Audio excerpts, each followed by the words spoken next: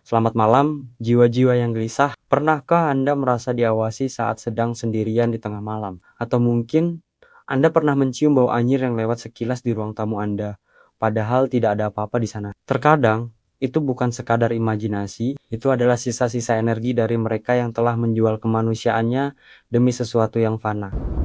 Garis akhir jam 3.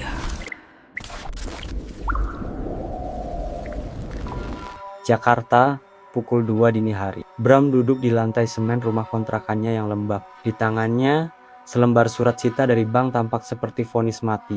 Hanya dalam waktu 6 bulan, kejayaan yang ia bangun selama 10 tahun sebagai raja tekstil di Tanah Abang menguap seperti embun. Bram laras panas lagi, suara lirih Maya, istrinya, memecah kesunyian. Bram menatap istrinya. Maya yang dulu adalah bunga di kampusnya, kini tampak seperti bayangan. Matanya cekung, tulang pipinya menonjol, dan kulitnya pucat karena kurang gizi dan stres berkepanjangan. Di sudut ruangan, Laras putri kecil mereka yang baru berusia 6 tahun terbatuk-batuk kecil dalam tidurnya. Aku akan mencari jalan keluar, Maya. Besok, aku janji, bisik Bram. Meski ia sendiri tidak tahu dari mana jalan itu akan datang. Keesokan harinya, di sebuah kedai kopi kumuh, Bram bertemu dengan Yuda. Yuda adalah teman lama yang dulu hidupnya jauh lebih melarat dari Bram. Namun kini, Yuda turun dari mobil SUV hitam seharga 2 miliar rupiah, mengenakan setelan jas Italia yang harganya mungkin bisa membayar kontrakan Bram selama setahun. Kau terlihat hancur, Bram, ujar Yuda sambil menyesap cerutu yang baunya sangat aneh. Manis namun membuat mual. Aku butuh bantuan, Yuda. Pinjamkan aku modal. Apa saja, Yuda tertawa. Sebuah tawa yang kering dan tidak sampai ke mata. Uang bukan masalah bagiku sekarang, tapi aku tidak akan meminjamkanmu uang. Aku akan memberimu sumbernya. Sebuah sumur yang tidak akan pernah kering.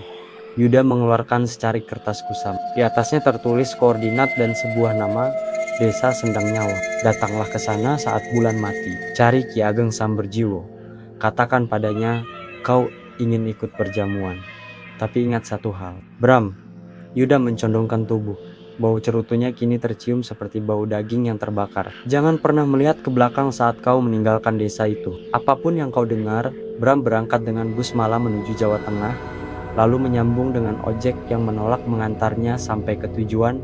Begitu mendengar nama Sendang Nyawa. Saya hanya sampai sini, Mas, selebihnya Mas jalan kaki saja melewati hutan jati itu. Tapi kalau boleh saran, pulanglah sebelum matahari terbenam, ujar si tukang ojek dengan wajah ketakutan sebelum memacu motornya pergi. Bram berjalan kaki.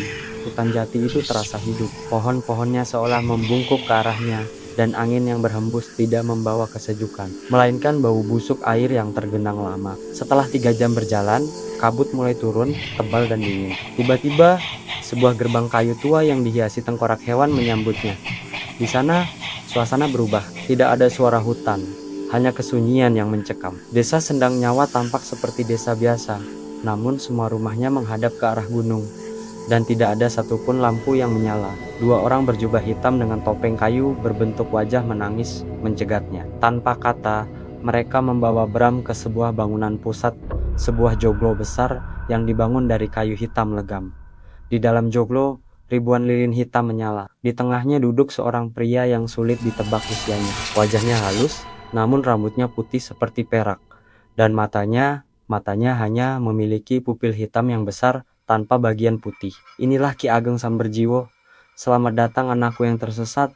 Suara Ki Ageng menggema di langit-langit joglo. Kau datang dengan tangan kosong, namun dengan hati yang penuh dengan kerakahan. Itu adalah kombinasi yang sempurna untuk sang lidah hitam. Ki Ageng berdiri dan mendekati Bram. Setiap langkahnya tidak mengeluarkan suara. Pesugihan kami bukan tentang menaruh sesajen di bawah pohon. Kami adalah pelayan. Kami memberikan jiwa untuk mendapatkan dunia. Apakah kau siap menyerahkan apa yang diminta sang penguasa? Apapun, asalkan keluargaku tidak menderita lagi, jawab Bram tegas. Meski kakinya gemetar hebat. Bram dibawa ke sebuah ruangan di bawah joglo. Di sana terdapat sebuah kolam berisi cairan hitam yang kental. Di atas kolam itu, tergantung tubuh seekor kerbau yang masih bernapas, namun kulitnya telah dikuliti habis. Darahnya menetes perlahan ke dalam kolam. Masuklah ke dalam kolam ini, perintah Ki Ageng. Saat Bram masuk, Cairan itu terasa sangat dingin hingga menusuk tulang. Anggota sekte yang mengenakan topeng kambing mulai merapal mantra dalam bahasa yang terdengar seperti geraman binatang. Sang lidah hitam, terimalah hamba baru ini. Berikan dia emas dari sela-sela jarimu dan berikan kami bagian yang menjadi hak kami. Teriak Ki Ageng. Tiba-tiba dari dalam kolam muncul tangan-tangan pucat yang menarik kaki Bram ke bawah. Bram berusaha berteriak namun cairan hitam itu masuk ke mulutnya. Rasanya seperti meminum empedu dan nanah. Di dalam kegelapan cairan itu, Bram melihat sosok raksasa dengan lidah yang sangat panjang dan bercabang melilit lehernya. Ketika ia ditarik kembali ke permukaan, Ki Ageng menyodorkan sebuah belati perak. Tanda tangani kontrakmu di atas meja batu ini. Di atas meja itu ada selembar kulit manusia yang dikeringkan. Bram mengiris telapak tangannya sendiri dan membiarkan darahnya membasahi kulit itu. Secara ajaib, darahnya membentuk tulisan kuno yang tidak ia pahami. Pulanglah, besok hidupmu akan berubah. Tapi ingat, setiap malam satu suro, kau harus kembali, membawa hadiah untuk perjamuan kami, ujar Ki Ageng dengan senyum yang mengerikan. Bram terbangun di dalam bus yang membawanya kembali ke Jakarta. Ia merasa kejadian itu hanya mimpi buruk sampai ia menemukan sebuah batu giok hitam di sakunya. Sesampainya di rumah, Maya menyambutnya dengan tangis bahagia. Bram, tadi ada orang dari bank datang. Katanya ada kesalahan administrasi, rumah kita tidak jadi disita dan akun bankmu kembali terisi. Bram memeriksa ponselnya. Saldo yang tadinya 0 kini berisi angka yang tidak masuk akal, 10 miliar rupiah. Sejak hari itu, segala sesuatu yang disentuh Bram berubah menjadi emas. Investasi yang dulunya bangkrut tiba-tiba memberikan keuntungan ribuan persen. Ia membeli rumah mewah di kawasan elit, membelikan Maya perhiasan yang bahkan ratu pun akan iri, dan Laras mendapatkan pengobatan terbaik hingga ia sembuh total. Namun, ada sesuatu yang aneh. Laras tidak lagi ceria. Dia sering terlihat bicara sendiri di sudut kamar yang gelap. Paman Lidah ingin bermain, ayah, ujarnya suatu hari dengan suara yang datar. Maya juga berubah. Dia menjadi sangat terobsesi dengan kecantikan. Dia mulai mandi dengan air yang dicampur darah ayam jantan. Katanya itu adalah instruksi dari bisikan yang ia dengar setiap jam 3 pagi. Bram sendiri mulai mengalami transformasi fisik. Di punggungnya muncul tanda hitam yang gatal dan panas. Setiap kali ia menggaruknya, sisik-sisik seperti ular akan jatuh dari sana. Bau tubuhnya pun berubah. Tidak peduli berapa banyak parfum mahal yang ia pakai, bau amis darah selalu tercium olehnya. Malam satu suro pertama tiba, Bram tahu apa yang harus ia lakukan. Dia tidak bisa membawa anggota keluarganya. Maka, dia melakukan apa yang dilakukan banyak anggota sekte lainnya. Memburu manusia yang tidak diinginkan. Dia menculik seorang pria tunawisma dari bawah jembatan. Dengan janji akan diberikan pekerjaan dan makan, Bram membawanya kembali ke desa Sendang Nyawa. Sesampainya di sana, desa itu tampak jauh lebih mengerikan dari sebelumnya. Ada ratusan orang di sana, semua mengenakan jubah hitam. Mereka adalah para pengusaha, pejabat, dan tokoh terkenal yang sering muncul di televisi. Semuanya berkumpul untuk satu hal, perjamuan. Pria tunawisma itu diseret ke atas altar. Bram dipaksa untuk memegang kaki korban, sementara Ki Ageng melakukan tugasnya. Suara jeritan pria itu tidak berhenti hingga fajar menyingsing.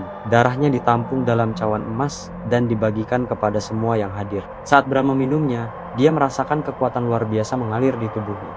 Hartanya kembali berlipat ganda, tapi nuraninya mati total. Tahun kedua, dia mengorbankan seorang karyawan yang mencoba melaporkan penggelapan pajaknya. Tahun ketiga, seorang mahasiswa yang ia temui di jalan. Tahun demi tahun, Bram menjadi semakin dingin. Dia melihat manusia bukan lagi sebagai sesama, melainkan sebagai bahan bakar untuk kekayaannya. Namun, di tahun ke-9, sang lidah hitam menolak tumbal orang asing. Kualitas tumbalmu menurun, Bram, ujar Ki Ageng saat Bram membawa seorang gelandangan di tahun ke-9. Sang lidah hitam merasa lapar. Dia ingin sesuatu yang memiliki hubungan batin darimu. Jika kau tidak membawakannya tahun depan, maka kau yang akan menjadi hidangan utama.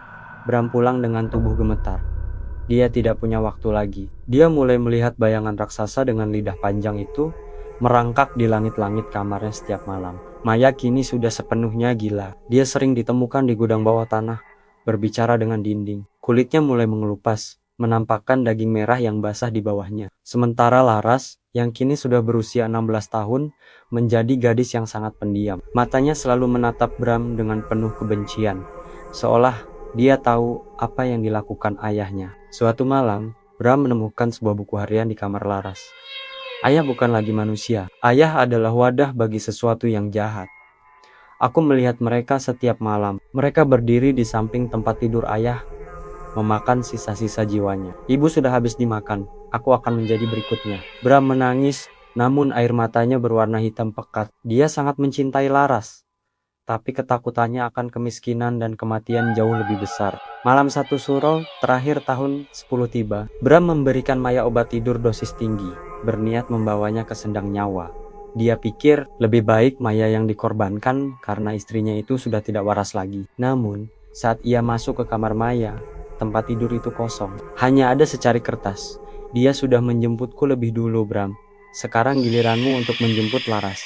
Bram berlari ke kamar Laras. Putrinya sedang berdiri di balkon, menatap bulan merah yang menggantung di langit. Laras, maafkan ayah, kita harus pergi, isak Bram. Laras berbalik.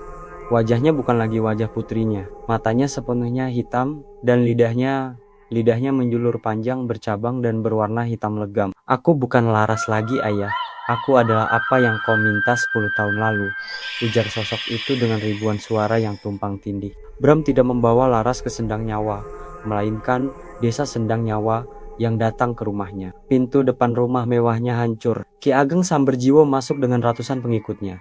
Mereka tidak lagi mengenakan topeng. Wajah mereka sudah berubah menjadi monster.